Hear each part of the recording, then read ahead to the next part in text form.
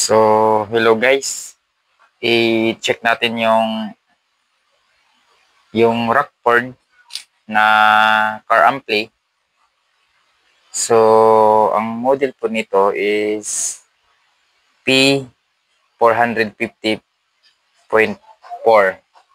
So, tingnan natin yung loob nito kung ano bang ilang power supply nito at saka ilang capacitor ang nilalagay nito.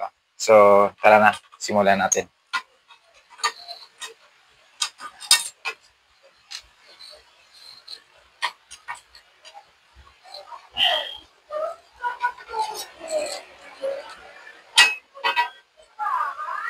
So, ito.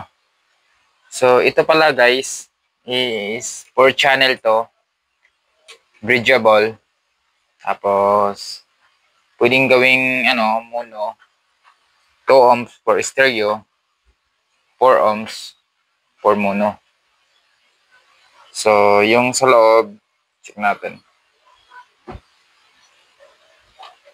Apat na tornilyo yung kailangan nating kunin para makita natin yung loob nito.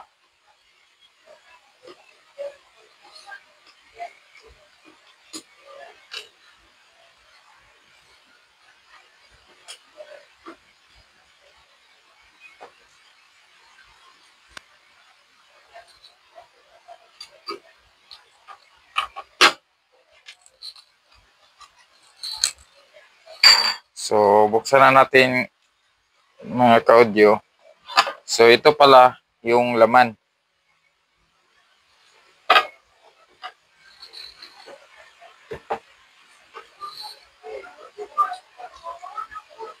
So, ang mga ka-audio, ito,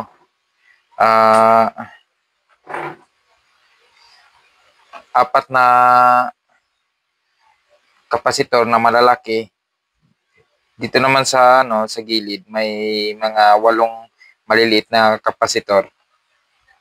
Tapos ngayon ang kagandahan nito na ampli is yung gamit niya is MOSFET po, yung mga transistor niya. So maganda to na ampli. Kung gawin natin yung papatunog, mas maganda talaga. Kung gawin natin yung mid-high to. So, ito, bagong-bago pa guys.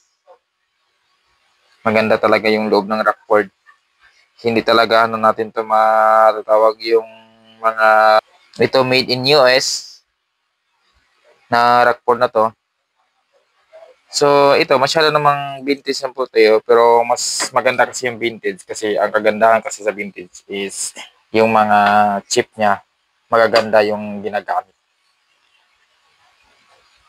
So, yun na lang guys. So, alam na natin yung anong loob ng Rockford na ito. So, paki-follow and subscribe and paki-share naman sa aking maliit na YouTube channel. Thank you and God bless.